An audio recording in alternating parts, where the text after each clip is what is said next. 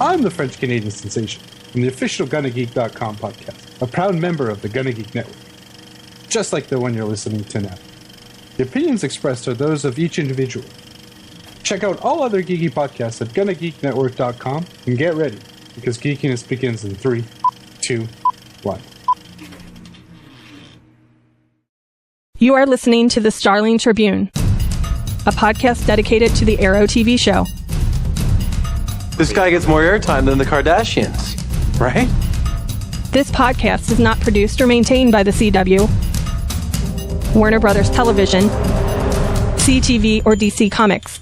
All characters, situations, and stories are the properties of Time Warner. I am the Oracle, and this is your Tribune.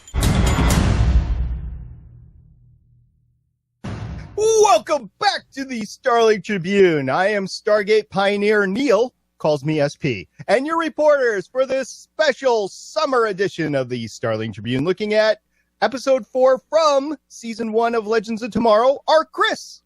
Are you quoting Top Gun? Always quote Top Gun. And Neil. All right. Wonderful. We've got a demigoddess who's gone completely berserk.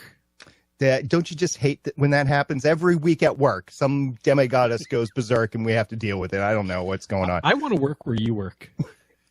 No, you don't. Trust me. No, you don't. This podcast is recorded on Thursday, June 23rd, 2016, live on Geeks.live. We are just a few GonnaGeek.comers that normally discuss the CW TV show Arrow. And just a little reminder that I am not a comic book guy, even though I've got like $1,000 of comic books to my right. I'm more of a sci-fi guy, but I'm catching up to the comic lore more and more, thanks to my local comic book shop and great folks like Chris. It's only $1,000 of comics? I'm young. I'm working Noob. up to it. Working up to it. And Neil. It's all rebirth all the time. Rebirth. Yeah.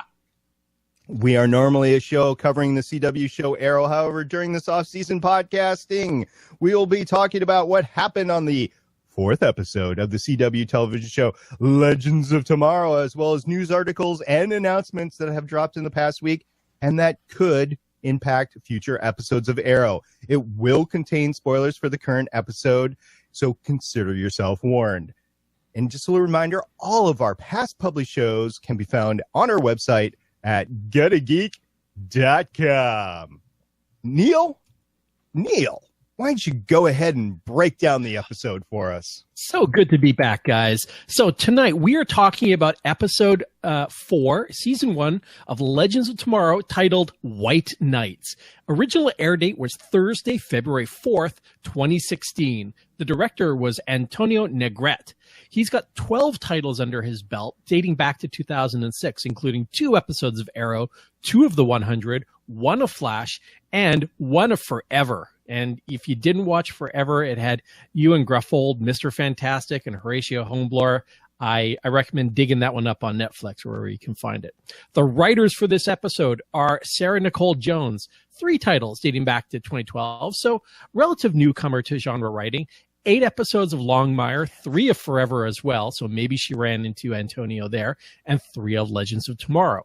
She's also a producer on Longmire and Legends of Tomorrow, and Phil Klemmer was a co-writer. He had 5 episodes of Legends of Tomorrow, 3 of Forever, 3 of the Tomorrow People, and 12 of Chuck. And he's also a producer on Legends of Tomorrow.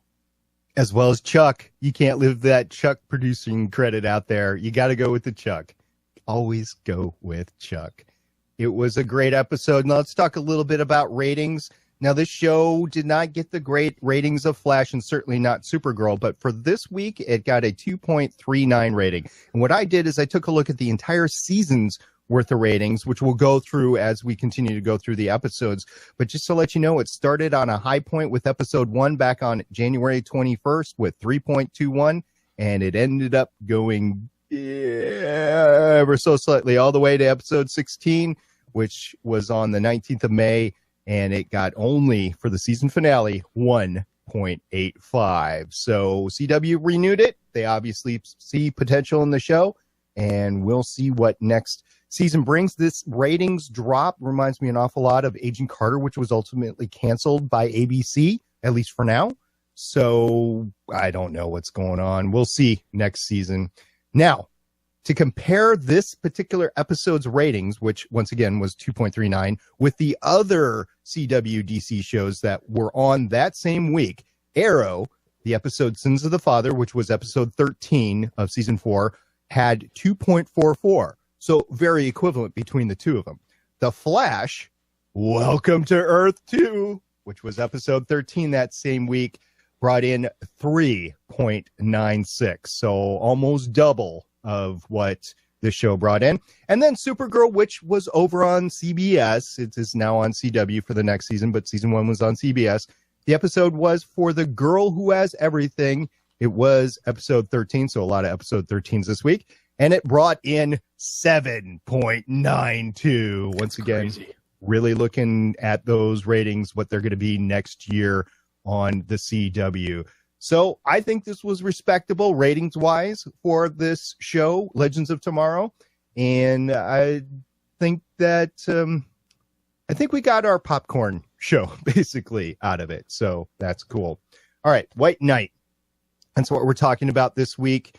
I think it's pretty obvious what the title is. I mean, there was no subterfuge. There were White Knights coming in to both help and get duped by the Roshkins.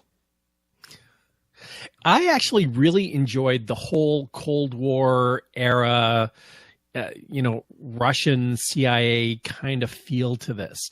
It takes you back to an age of political thriller or spy drama, but with superheroes. I mean, what's not to love about that? It felt like a Clancy book.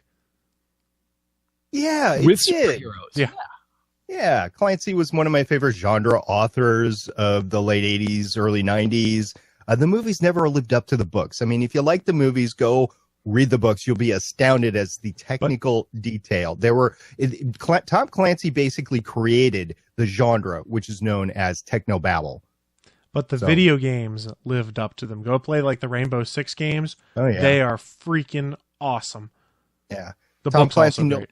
Yep. Tom Clancy no longer with us, but he leaves behind a great Cold War legacy. Matter of fact, his first book that he wrote was the Red Storm Rising, which was a look at an actual technical battle of World War III, and then he went into the Jack Ryan series. So lots of great knowledge in that noggin when he was with us. So I think that's what it was, right? The White Knights with the Russian, the Cold War genre. That's what it was, and we got some fights. We got some girl on girl action. We got some battles in the fairy forest, and then we had a battle in the heart of the nuclear submarine. Some things in here don't react well to bullets, Mr. Atom. You do that quite well, SP. It's like the only Sean Connery that it can ever do. All right. Well, let's talk about the first fight then. Let's talk about, and the one I wanted to focus in on was Kendra and Sarah sparring and kind of losing it. I think this was great because you've had this dramatic tension in the first 3 episodes of the season leading up to these two, with Sarah still trying to figure out, where she's at. Where does her bloodlust leave her? You've got Kendra not really coming into her own and still needing to, especially after the big loss the crew had last week.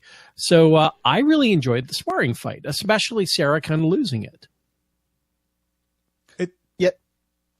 I was going to say, it's good they keep carrying over with the fact that Sarah is not quite right yet, and to have both these characters kind of be not quite right adds an unpredictable element to the show, which is not necessarily a bad thing. When you have this much of a big ensemble cast, things are going to go wacky left, right, and backwards. And we actually see more. We've seen the whole series, all 3 of us, and we know some of the backstory of what's going on behind the scenes of what's going on right here. And this episode was a big episode into that because you had the Time Masters introduced. You had Kronos coming on again. He's been with the team since episode 1, but he's fighting at him again. So you see some of that backstory, including the Russian look into Firestorm or whatever, and you're like, this puts a slightly different spin on it when you know where it's going to end up. But when you're watching it for the first time, it is all fun. It's 1986. It's the heart of the Cold War.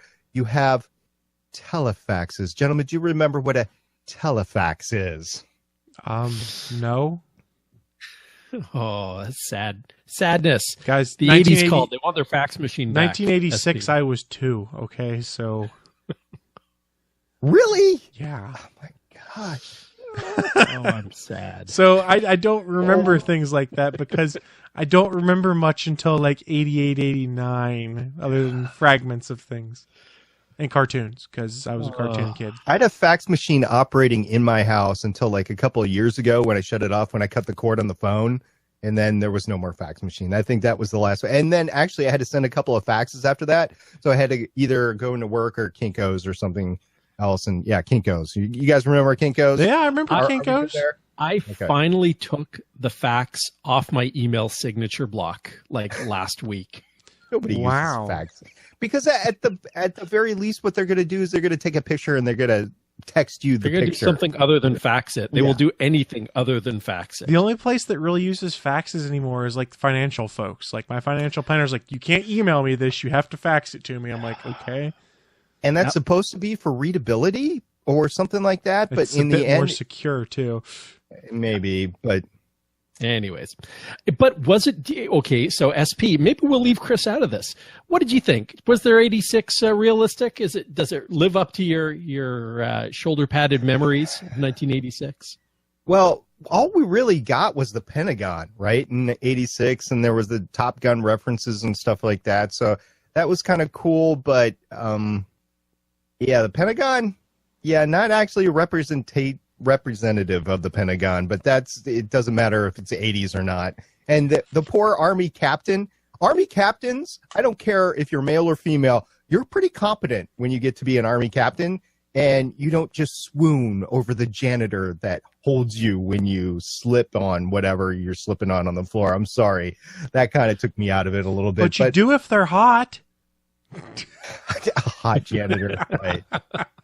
Oh, baby. Wipe me away. Oh, God. Nobody says that, SP. No one says that. I'm having a facepalm on this show now. That's the point. Nobody says anything to a janitor at work. I mean, the janitor's the guy that's wiping the floor or whatever. I mean, you don't fall for the janitor at work. I'm sorry, it doesn't happen. All right. Hey, let's go back to the fights, though. We had a couple of others. We had the big fight at the nuclear research facility, but I think more interesting was the Time Master Kronos fight versus Hunter and Firestorm and Heatwave in the forest with the slow-mo explosion. Oh, yeah. Yeah, Firestorm got a little slow-mo thrown across the Pentagon basement, too, when he touched the neutral wire. Lesson, kids. Don't touch the neutral wire in the circuit box. It's bad news. Don't do it. It'll hurt. You'll probably die. I mean, the only reason Firestorm's alive is because he was just a superhero and emanating all sorts of radiological fire crap out of his body. So, yeah, don't be like Firestorm. Don't touch the neutral wire.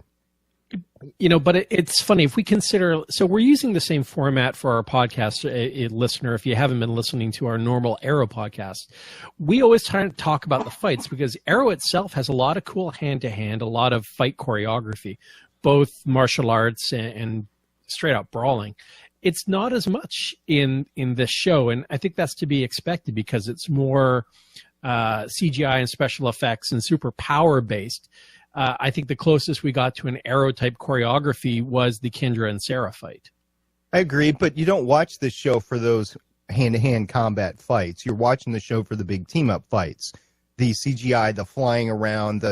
I will go back to, it's like a Star Wars-ish World War II aerial battle, really, where you've got all this stuff happening simultaneously all around. That's what you're watching the show for. Or that's what you should be expecting for the show if you're not. And explosions. Lots of explosions. Yes. Well, and in fact, even the dogfight at the beginning with the Wave Rider. That was cool. Nobody's been this close to MiG-21 before. Really? All right. No. that was wrong in Top Gun, and I know they were just paying homage to Top Gun, but yeah, people had been that close to a MiG-21 before in 1986. Yeah, it had happened just a little bit. I'm surprised they just didn't, keep up international relations. There was no characters. So, hey, Chris, do you want to start us off with our captain, Rip Hunter, this week? Rip Hunter, the most competent captain we've ever met throughout the lengths of space and time. Did I say that without enough sarcasm? I don't know.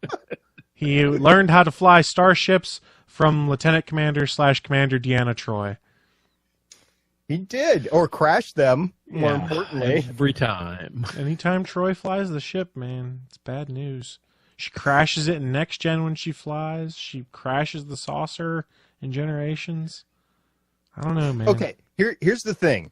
He cuts the engines so that the heat-seeking missiles stop going after him and go after Kronos' ship again. Okay, that's all good. The missiles then pass and hit Kronos' ship, explode Kronos' ship, and then they're falling in the Wave Rider and falling and fall. There's no more missiles. Start the engines back up. Keep flying. You don't have to crash. Well, because of the abrupt way in which he shut down the engines, they have to cool down properly before a restart sequence can be completed. And blah-de-blah-de-blah, technobabble I learned from Star Trek. That's why the ship crashed. Okay, here's another thing that Star Trek didn't have. They don't have Firestorm. Guess what? Firestorm can combine. They can go outside the ship. They can actually push the ship up just like Supergirl does. I'm not sure Firestorm's physical strength is that great. Maybe not, but he gets a little forward momentum. Or he gets squished when the ship falls on him. It's going to be like the Wizard of Oz. All you're going to see is his boots hanging out from the edge of the ship. Okay, I want to see that now. Somebody make a comic of it, please. With an animated gif of the boots just kind of going... And actually, I see the Firestorm boots, and then I see them separate, and you get two sets of boots. Oh, poor Professor Stein. Going by the mistakes of Jax. You can see him in Jax's head. You idiot! You've killed us! You've killed us both! All right. Stein was a bit of a jerk this week. I'm skipping ahead in the show notes, but he was a... Whatever. He chewed a bit of scenery. He's a great actor. He did not have to go that far. Maybe it was the direction. Maybe it was just the writing, but he was an a-hole. He doesn't really stop being an a-hole until about halfway through the season, though. That's part of his character arc, is kind of letting go of that ego and thinking he knows best on everything.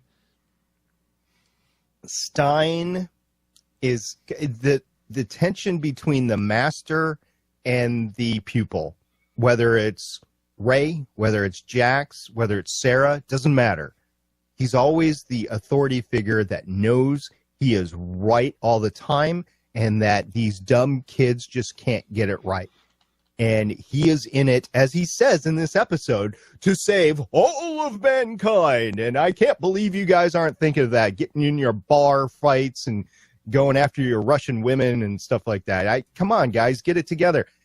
And so because of that, they're trying to create this tension between everybody where Stein is a dick or an ass, whatever. He's going after these people. And it just gets old. And I think this season, being 16 episodes, is old. I think they could have done it definitely in 12. It probably would have even been better in 8. And they just drug it on way too long. And because of that, this tension with Stein and everybody else, including Jax, just lasts too long. It's just CW drama, and it's just part of the show of where it is. So you got to live with it. Like you said, part of it's filler to make things fit in with this back half of the season. But I think Michelle brought up a good point in the chat about part of why Stein might still be a little dickish and want to take control of things, saying that he's still hurting from losing his first Firestorm buddy. Robbie Amell, I can't remember. Ronnie, that's his name. Ronnie died on him, so. Yep. And if you ever see Ronnie at a con, that is all he talks about. He is that they killed him off? Killed him off. Twice. Because he came back as Deathstorm. That's true. And they died in that, too. Well, it's like... He's real good at death scenes, okay, guys? It's something to do with physics where you can only have so many amels on the same screen at the same time. You get them too close together and you start getting weird stuff like Flashpoint or Crisis or something like that. The amels coming together is really what fractures the DC universe, so you have to separate them as best you can. That's what happened. We will talk about Flashpoint and Steven's abs a bit later on in the episode. Oh, yeah. Hey, speaking of game, though, Ray Palmer might have the looks. He does not have the game. No. It's very... I would like to talk to you about your physics and astrophysics and your nuclear design paper, please. Can we go have a cup of coffee and talk about? And she's all dolled up. She's going to the ballet. She does not want to talk about science. No. It was physically painful to watch him hit on her. It was painful. I couldn't do it. Dude was Superman, and he can't get this chick. Come on. It's such a different take from when he was Daniel Shaw and was this suave, smooth ladies guy, and it's got Sarah falling all over him at one point in time, and you're like, man. He's that good an actor, he can pull off being that completely different of a character. You're just like, I remember Daniel Shaw. Agent Shaw. Good times. Chuck again. I had to take the time. He always wanted to be a spy. Yeah, I love that one. Always wanted to be a spy. That was good. And don't forget, he's an Eagle Scout too. So, as you know, if you get a merit badge in scouting, that you can do anything. So if you get like maritime navigation, you can then helm a super tanker through the Narrows. If you get a nuclear science badge, you can operate a nuclear reactor. Mm-hmm. And if you get the podcasting merit badge, you can be on the Starling Tribune. And you could not screw up like SP. No, you have a podcasting, not video production. Fair enough. I don't know. I see. Different thing. What really got me about Ray, though, was the fact that he's the reason they blow the Russian op, and which leads to being thrown in the gulag next episode. Spoiler alert for a show that's been out for months now. If he didn't do that, though, they would have lost members of the team. And we still had episodes to fill with those members. So, like Captain Cold, we would have lost Captain Cold. He'd be dead. I'd like to think he would have made it out. He just would have blown out a lot of Russian soldiers. He had a gun pointed to his throat. He's that good. Yeah. All right. Yeah, I'll give you that one. I won't. He's not that good. He had a gun pointed to his head. I was giving you the SP. I was giving you the point. Okay, thank you. Fair comment. Hey, Carter Hall's still dead. Still dead. Yay! Yeah, didn't miss it. He gets a name drop, but he's still dead, and we all really appreciate that here on the Starling Tribune. Dead. Yeah. And we talked about Snart having game, swooping in, giving up his position as wingman, and coming in for the save with Valentina Vostok. Just how many wallets and IDs can the guy carry? As many as he wants, man. That's the game, is how many can you get? Nice pull, literally. Yes. And actually, Heatwave, speaking of our hot and cold duo here, I think this is one of his better episodes, especially with, breaking into the Pentagon, getting into the arm wrestling match, and then just losing it again with his heat gun. He's predictable. He's kind of got a thing, but he's really good at that thing. You want to break into the Pentagon? Sounds awesome. Yeah, he's got a lot of great quotes. Yeah, I'm going to go all Rocky IV on your ass. That one was great. Yeah. Ironically, Rocky IV was not yet out at this time. I forgot about that. That's true. It's like, early 90s or late 80s or something? I wanted to like say that? It was 89, but No. there's a Google machine. No, it was, okay, Chris, I may, to the Googles with you, but I had a Rocky IV sticker stuck on a floppy drive case in our junior high computer lab 1985. Yep, I just saw placing it. it where it is. Yeah, He that would be might the have end of junior high. spoiled.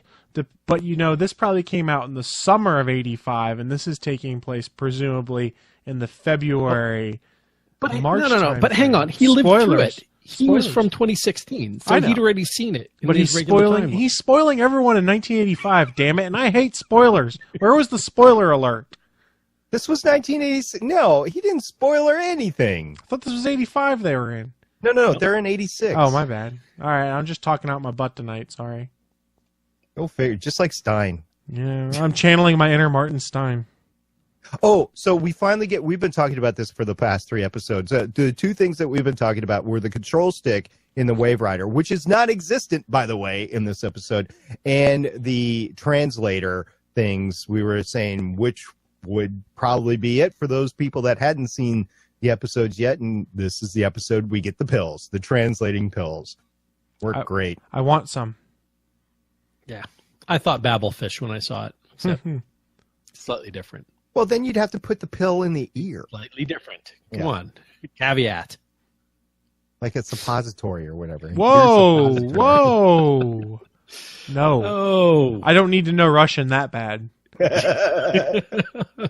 Oh, comrade, the fish does not go there. In Soviet Russia, never mind. Oh. You got a Russian final coming up. You haven't studied a whole semester. You might as well do it. No, no. Fail the class. I don't think that would be very comfortable. You literally would be talking out of your ass. It's just a pill, guys. It's not like Yeah, but how big a pill is it? it's That's a one-way road, SP. That's a one-way road. Oh, whatever, man. Man, we're totally stealing Crimson Comet's shtick here with a poop joke, aren't we? And I contain Off lobster season, for we're not allowed. 1 but 2 podcasts without any poop jokes, and then you got to go ruin it. You ruined it. You called it a suppository. I didn't. That's not a poop joke. That's a medicinal device. all right. John over on Game Life Balance, who is a licensed pharmacist, would back me up on that. No. Through the back door. Oh, God. You just won't let it go, will you? This is supposed to be a clean podcast. It's clean. It's just not tasteful. All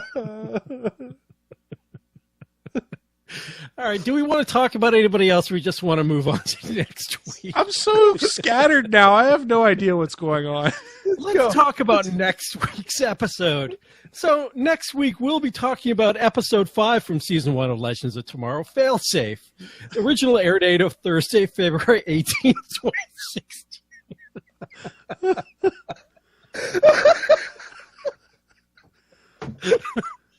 Oh, Lordy. Okay. Oh, they do some stuff. You know, it's still the Cold War. They're in a gulag. Come back next week. Maybe we'll be coherent.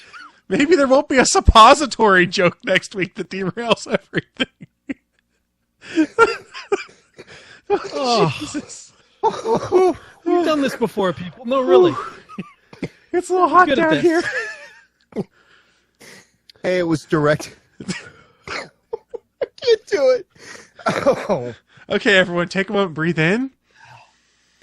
Breathe out. All right, we're good. We're good. We got this. So what about next week's episode, guys? Next week's episode, original air date was February 18th, 2016. Episode titled Failsafe, which was episode 5 of season 1. After some of the legends are captured and thrown into a Russian gulag during the height of the Cold War of 1986, Snart leads the team in an elaborate escape plan to free their comrades. See what they did there? However, Rip gives Sarah a secret side mission that could prove not only to be a liability, but fatal to the team. It's directed by Dermot Downs, and it was written by Beth Schwartz and Gran Godfrey. So can't wait for that. Hey, guys, this is the time of the podcast that we actually talk about the Easter eggs and the pop culture references within the episode. And this week we got a ton. So the original article was from comicbook.com way back on February 11th, and we'll be going through all the great catches that comicbook.com caught. So, Neil, why don't we go down the first one there? Sure. The first one is we get Gideon again.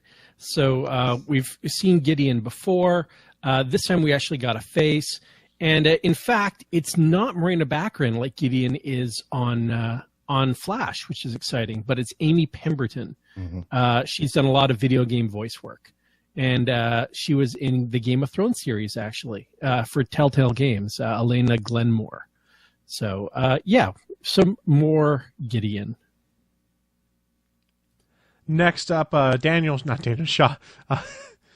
Routh's character makes the comment of, I always wanted to be a spy, Dr. Palmer says. And it's funny, we touched on it earlier. Brandon Routh was Daniel Shaw on Chuck. Yes, and Chuck's great series. Go and watch it. Just stay away from the last series if you want to stay away from the controversy. So the next one we're going to talk about is the Winged Avenger. And this is something I didn't know, that Winged Avenger is a less common nickname for Hawkgirl. Since, after all, Marvel has kind of the market cornered on Supergirls called Avengers, right? But it's still worth noting that they made the name drop. Speaking of name drops, this week we also got a couple of pop culture references. We got references to both Boba Fett when they were talking about the bounty hunter coming after them, and a Big Bird reference. So, yeah, the writers are exercising all their pop culture skills on this one. Mm-hmm. And we touched on it to open the show. Top Gun references. No one's ever been close to no one's ever been this close to one before, was Ray Palmer's line, which starts Top Gun reference and starts a Top Gun joke from Captain Cold. This next one, yeah, I would have to draw this. I don't know how to pronounce it, but it's the Svarog, I guess, right? Yeah, that works. Help me out here. Sure. Okay, Svarog. As pointed out in the episode itself, Svarog is a Slavic deity, generally thought to be the god of fire and blacksmithing. Yeah? And next up is Valentina Vostok. So this was our Russian nuclear scientist. But it's interesting that Valentina Vostok is actually a character in the DC universe, except very different. She did start off as a Russian, but she defected early on and joined the Doom Patrol and became Negative Woman. Now, when the negative energy was sucked out of her back to the original member of the Doom Patrol, depowered but still, a competent agent with the U.S. government, she eventually ended up leading the Checkmate organization, closer to what she's doing here, but kind of on the U.S. side, and actually taking over from Amanda Waller at Checkmate. So I don't think we're going to get a very DC-accurate Valentina Vostok in this one, but you never know. This was in the past. She could defect. It's entirely possible. The next reference, White Knights, was the name of the episode. It could be a reference in context of the DC universe to reference Checkmate, like Neil just talked about, an organization that Vostok was one point the White Queen in. And if you watched Smallville, I want to say season 9 of Smallville brought Checkmate into play in that show as well. So White Knight, potential chess reference for Checkmate. The next one we have to go through is the Babelfish. And if you have not read or seen an edition of The Hitchhiker's Guide to the Galaxy, I heartily recommend that you pick up some Douglas Adams awesomeness and check that out. If you're looking for a screen adaptation, the film that was out about 10 years ago or so was okay, but there was a BBC TV series that was made in the 80s, I think. That is the one that you should check out, because that is the awesomeness of Hitchhiker's Guide to the Galaxy. Now, talking about jokes and pop culture references, I don't think it's any coincidence that Leonard Snart, a.k.a. Captain Cold, makes a lot of cold references. Damn, that was cold. I love the cold. And that's a pretty cold calculation rip. So, yep, the writer's having fun with the cold puns and jokes. Hashtag banned in China. Hey, and if you guys forgot, Kendra made sure to remind us that 2 months ago, she was a barista, which we keep hearing in every episode. The suggestion comicbook.com has is make it part of your DC Legends of Tomorrow drinking game. Anytime you hear that line, have yourself a little drinky drink. I likes the coffee, even though this is tea, but I likes the coffee. All right. The next one is temporal anomaly, which we, of course, know all across from Star Trek, all the different Star Treks. But I guess it was a big phrase that was said over and over again in 0 Hour, A Crisis in Time, in which Hal Jordan had a psychotic break and tried to reboot the DC universe. Moving along, we get another reference to Vanishing Point. This the first time we actually we've talked about Vanishing Point before with Rip, or is this the first one? I think it's the first one. Yeah, first one that I so remember. It's our first reference to the Vanishing Point, the home of the Time Masters, and as we see later on in the series, they'll spend a lot of time at the Vanishing Point and dealing with what goes on there. It's effectively where Rip Hunter grew up and learned to become a Time Master. And eventually, in the comic books, it becomes the property of Booster Gold. That's right. We had 2 cheesy action movies get appropriate name drops in the episode. Rocky IV, we talked about it earlier, where Mick Rory says, "I'm going to go Rocky IV on your ass." And Time Cop, which Rory called Zaman Druce, came out in 94. So 2 action movies that feel like 80s movies, even though Time Cop was a crappy 90s movie. Apparently, I don't look at the costumes or the outfits all that closely. I know a lot of people do, a lot of designers, whatever. I don't know how to sew, so I'm like, okay, that looks nice, and I move on. But apparently, the black and blue number that Canary, Sarah, was wearing was a wink and a nod to the same kind of outfit, black and blue, that was worn in Justice League International in the 90s. And there is a reference in the Rip says to Kendra, "Surely you know a thing or two about rebirth." So maybe it was just a reference, but it was probably had a double entendre. One last one, we had the character of Pozar that was introduced. He's the Soviet officer that was talking to Stein. We didn't get his name in the episode, but when you go to the credits, that's Mikhail Arkadane, better known as the Fire Elemental Pozar, who was a Russian superhero at one point when he was inadvertently merged with Firestorm as a result of a nuclear explosion. So we might just have a Russian Firestorm show up one day. I think that is an excellent possibility, especially after what happens next episode. So that's it for what was in this article of comicbook.com. There was a total of 17 Easter eggs and pop culture references. If you picked up on one that we haven't talked about, go ahead, hit us up at any of our contact information and let us know, and we'll talk about it on the next episode. Right now, what we're going to do is move on to the news. Now, we're an Arrow-centric podcast, so we're going to talk a little bit about Arrow news before we get into the general DC screen universe news. And the first one is actually all-encompassing. Some release dates, some premiere dates have been released of the fall TV schedule. Yeah, so CW on June 17th released their premiere schedule for this fall. So let's run through them here, guys. Tuesday, October 4th, The Flash at 8 p.m. Next day, Wednesday, October 5th, Arrow season premiere, 8 p.m. Then jump ahead to the next week, Monday, October 10th, Supergirl, which is the CW premiere. Now, this is interesting because they make a difference here. They've actually called out on their schedule Monday, October 17th, which is an original episode of Supergirl. So you would expect they would all be original episodes. So I'm curious, are they rerunning the premiere episode of Supergirl on the 10th? I'm not sure what they're doing there. Thursday, October 13th, the same week as the CW premiere Supergirl, is DC's Legends of Tomorrow at 8 p.m. as well. So all of our shows are on at 8 p.m. And spread out over a couple of weeks. So the one thing I can think of is they've done this before where they air an episode in Canada a couple of days or a week before they air it in the United States. So that could be what's going on. I have no idea. We'll find out. This next one, I'm going to toss it over to our venerable co-host in red tonight. That would be Chris, because it talks about something that we have and he has personally brought up over and over again. Yes, it's about a revisit to the Arrow costume. It is indeed. Stephen Amell was doing a Facebook live stream this last weekend and was quoted as saying that the Green Arrow is getting a new costume for season 5. Question now is whether it's just an upgrade or an entirely new look. I'm saying it's sleeves. Bring back the sleeves.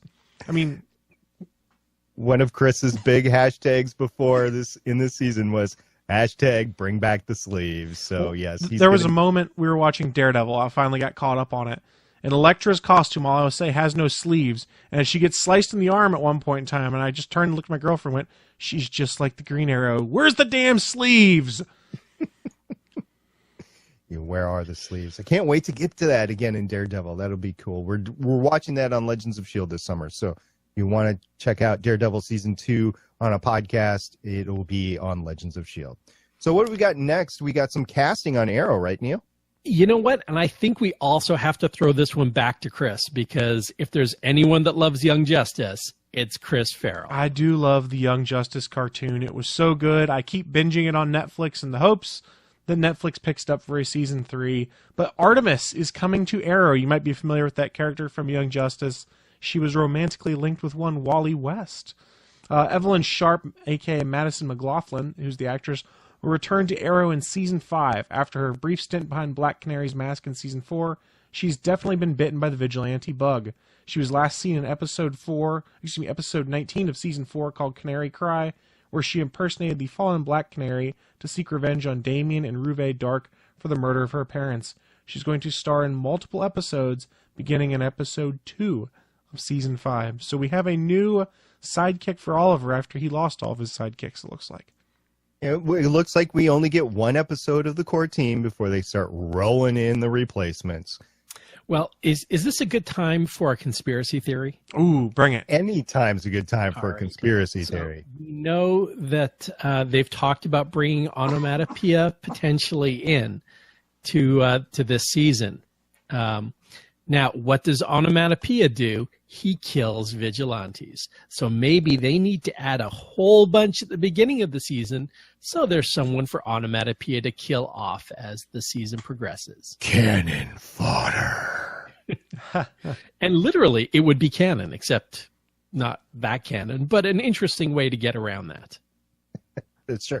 And for this next story, we absolutely have to throw it back over to Chris, because dear Lord, this is a character that he just absolutely loves and adores, and he needs to bring this story to the listeners of Starling Tribune. Mark, Hashtag no Katie, no Arrow. So, I got tweeted and quoted out of context when I said no Laurel, no Arrow one time, and they thought I was on their side on Twitter. So that was entertaining. But let's go back to the story itself. Mark Guggenheim unveiled production art on Twitter of the Star City's Black Canary Memorial. Yay, it'll probably be better at emoting than the actress was. Now, Chris, did you happen to check out our Facebook page about a week ago? And it had to do with a poll of what is the most popular character on a TV comic book show. Did you actually see that? I saw it. It's because people are angry because she got killed, and that's all they're going to talk about. Oh, we love Black Canary, whatever. She got more than double the nearest competitor. Yeah, that's ridiculous. If you're going to rank her over Barry Allen's Flash, those people are obviously stupid. I'm pulling a Donald Trump right here, and I'm calling them stupid. Hashtag no Katie, no Arrow. Wow.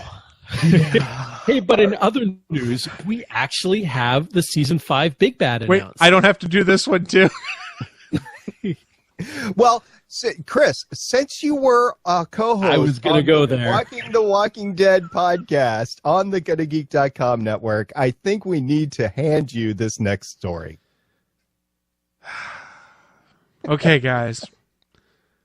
So this is not a stupid decision what they have done here. The new Big Bad was announced. They brought in an actor from The Walking Dead. If you're familiar with Tyrese, Chad Cole, he's going to play the role of Tobias Church, who is an imposing gangster looking to unite the various criminal enterprises in Star City under his singular command. He'll make his debut in the first season of Arrow's season 5. It sounds a lot like what Vinnie Jones' character was, or Vinnie Jones' character rather. So is he going to bring the hammer? Yeah.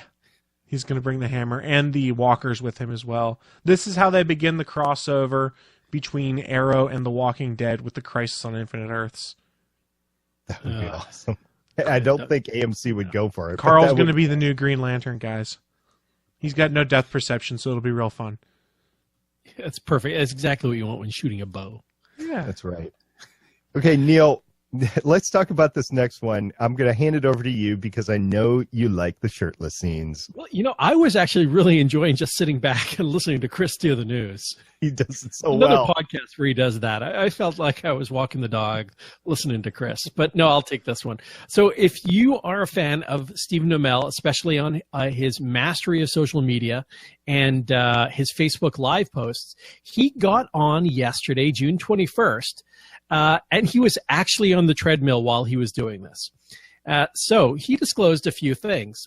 He let everybody know that Bam Bam is directing both episodes 1 and 2 of season 5.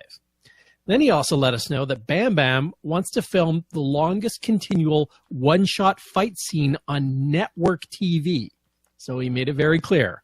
So it may or may not be longer than the Daredevil ones, but that's not network. So he's gotten out. Third point that was raised is Stephen Amell said he doesn't want a stunt double to do it. He wants to do it himself. When he heard that, Bam Bam said if he doesn't want a stunt double, he has to do it shirtless. At which point, Stephen said he has 21 days to get back in shape before they're filming that scene up here in Vancouver in July. He also says he has lost about 20 pounds of muscle since his peak fitness. He's been enjoying his summer. So, yeah, doing his Facebook Live from the treadmill, I think he's going to be doing a lot of that over the next 3 weeks.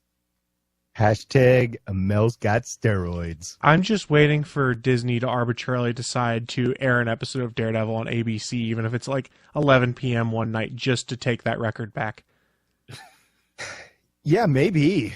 Yeah, with the hallway scene, the stairwell scene and everything, yeah. Although I could see what they've been doing with Agents of S.H.I.E.L.D.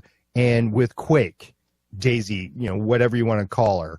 She has actually been doing great. Matter of fact, she broke her wrist in the previous season, so season 2, when she was doing a one shot all the way around. She actually broke her wrist and in a panel, she said, yeah, I watched that scene and I could tell exactly when I broke my wrist. So she is getting into the stunts herself. I think she could be competitive for that record.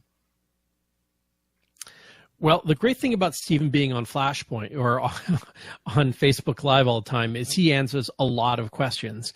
So on one of his Facebook Lives, he also answered a question from fans whether Flashpoint, and we know that Grant Gustin has come out and said that the first episode of Flash next season will be called Flashpoint. So Stephen has said it certainly could impact Arrow. And he actually came out and said, that's sick. That's really cool. I don't know. It certainly could. So Flashpoint, there was a Flashpoint version of Oliver Queen. He was in the comics an inventor and ex-military, and he became a weapons manufacturer. But the way he got them was his team of Green Arrow mercenaries, including Roy Harper, was stealing B and C-list villains' weapons and then mass producing them. So the cold gun, the heat wave gun, flight boots, crazy boomerangs, anything that they could steal off supervillains, turning him, mass producing them and selling them back to the army. So pretty interesting. Don't know if they'll go there, but who knows? You never know, especially with Oliver Queen in the mayor's office. Now, this next news story, we're going to transition more into the general DC TV news. I was astounded when I saw this story. Wonder Woman is being reprised by Linda Carter on Supergirl. It's going to be great. Or the President of the United States. Played by Linda that's Carter. just... I had to pause for a second. I was like, did I read the wrong story? No, but I was just doing that for effect. Linda Carter is going to be on Supergirl, but she will be playing the president. And for those that don't know, she played the original Wonder Woman on the TV show back way in the day. So it's going to be great having her on a DC series show.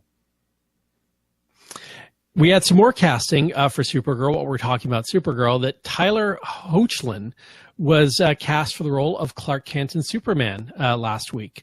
So we've seen a lot of back shots and side shots and implied Superman shots. We are actually getting Superman, and now we know who that's going to be. And I believe he's Teen Wolf alumni, so he may get together with Arsenal for a bit of a reunion. Why not? Everybody can have a reunion on a DC show. And then we'll have, of course, the singing show where everybody will show their talents, whether they can sing or not. Now, this is an interesting thing. We had already seen that Vixen was going to be recast in Arrow, right? No, in Legends Tomorrow, we knew it was going to be someone new. We just did not know who until now. Right. So Vixen had been in her own series. She did guest on Arrow, but now is being recast in Legends of Tomorrow for season 2. Yeah, the actress is Maisie Richardson Sellers, who appeared briefly in The Force Awakens, but she's also been on the originals, so also on the CW network. And she's going to play Amaya Jiwe, which is the grandmother of Megalyn E.K.'s character, Mari McCabe.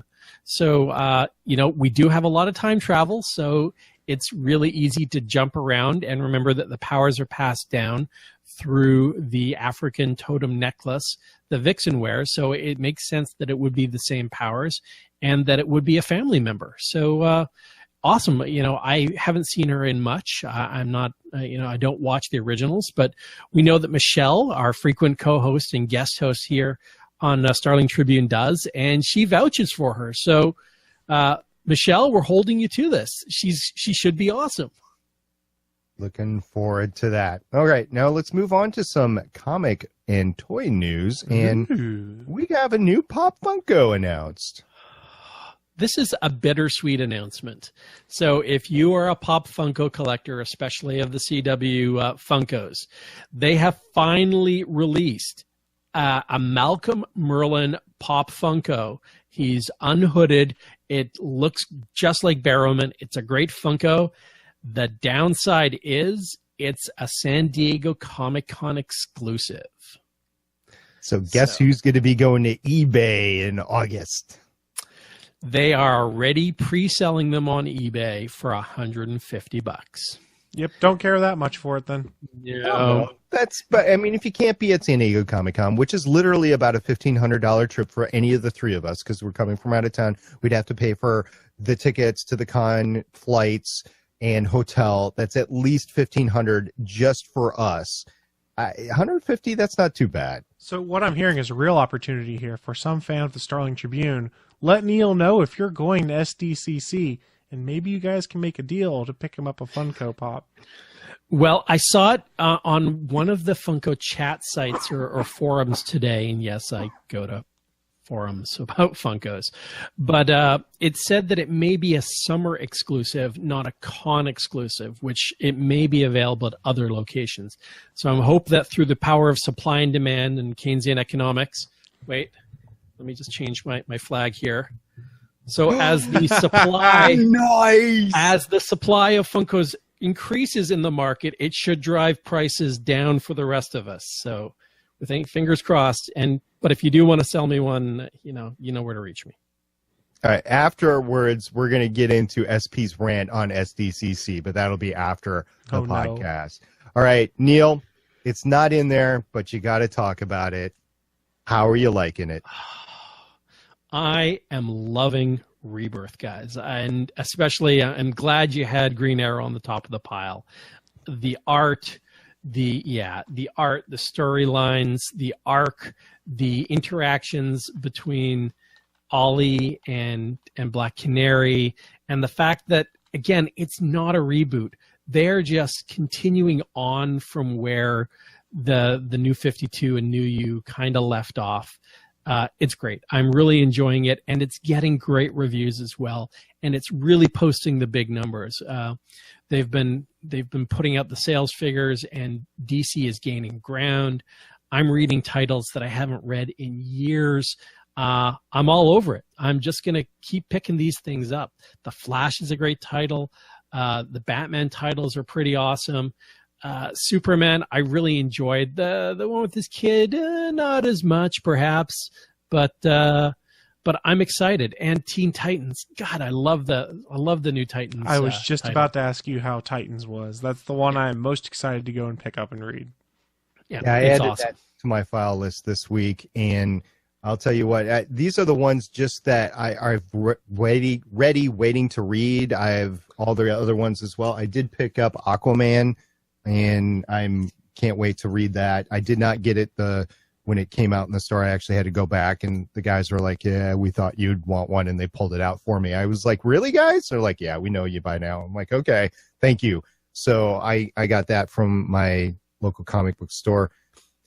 It's been fun. It's been great. And unfortunately, Marvel has taken a giant misstep this summer with Civil War because the sales numbers are dramatically down with Civil War. DC's there to pick it up. That's what's great about being a consumer. Is we can go to be fair, though, the Rebirth event was far more exciting than what Civil War was. Rebirth was, hey, let's fix everything we did wrong that you guys hated. Civil War was, hey, this is our next big event so that people will buy more books for our big event. Right. Exactly. Yeah, and it's an event, again, it's heroes fighting heroes. And if Batman v Superman kind of played anything out, and you could counter that by talking about the MCU Civil War, but I don't really want heroes fighting heroes right now. You know what? We've seen a lot of that leading up to this. I'm kind of off the summer event, especially we just came off the Marvel mini Avengers event, the Silent Hill event. Right. And I was like, man, and that made me pick up books I wasn't reading. To roll straight into another crossover, I'd rather read Rebirth. I will be honest, though. Marvel came out swinging with what they did in issue 1 of killing 2 superheroes, basically. Wow. That's coming out swinging. Now, if they stick, who knows? But right. Now, I did, like, crossover events, like the Spider-Women events, I picked up all those titles because over in April and May timeframe because I wanted to read the crossovers. So I wasn't actually reading all those titles. So there are some Marvel events that I'll go all in for, and some I'm like, Civil War, we'll see. It's really just a couple weeks in for it for me right now. If you want to read one of the big Marvel events, the trade just came out for it, the entire collected Spider-Verse collection from Dan Slott's run, where they did the Edge of the Spider-Verse and all of these Spider-Mans from all the different Earths. It's a trade about like that for $40. It's a huge trade, but I've read all the books. They're very good.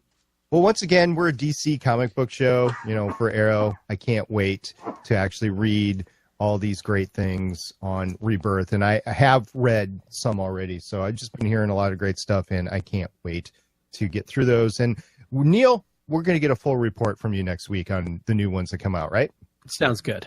Okay.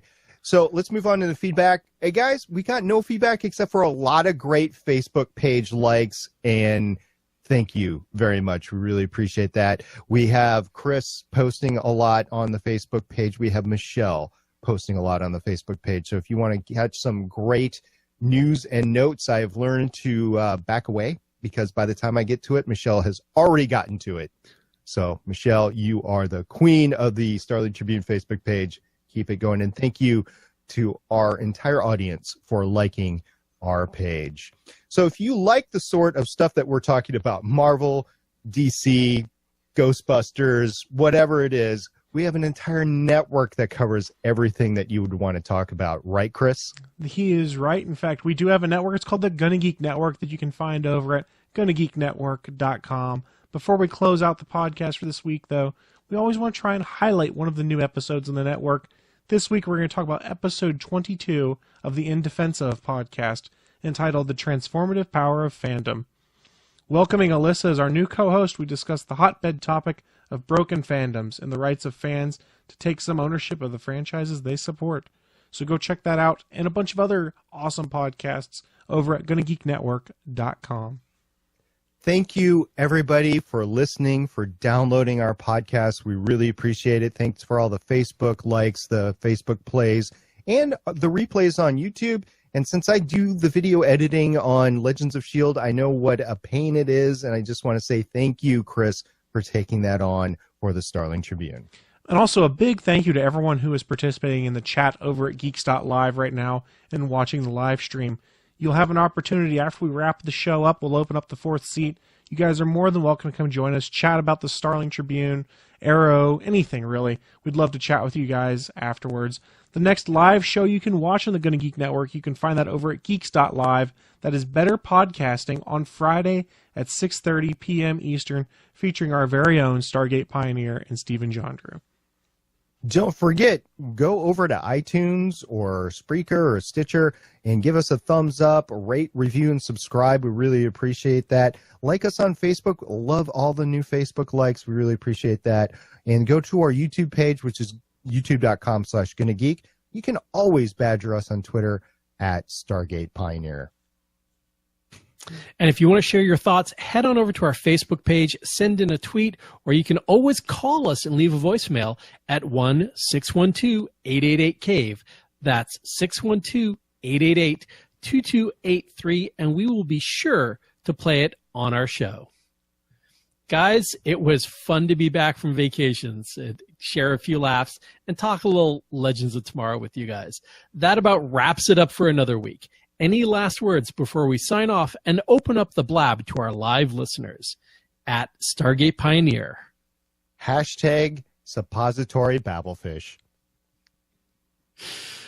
Stay classy, guys. At Chris Farrell. Hashtag I didn't see a flip kick this week. And I am at Neil Isn't Witty, signing off with hashtag That's Not the Cold War. Oracle, I think we're done here. This was the Starling Tribune.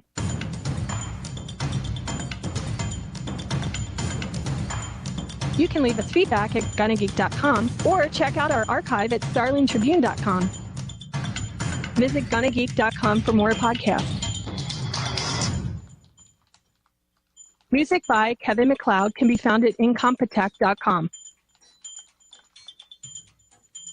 This podcast is not produced or maintained by the CW, Warner Brothers Television, CTV, or DC Comics.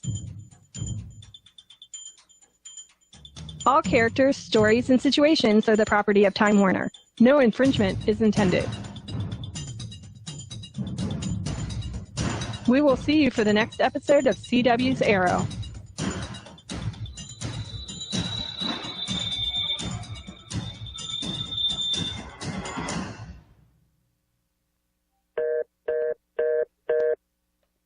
Woohoo! We made it to the end, which was in doubt this week. It was touch and go there for a while.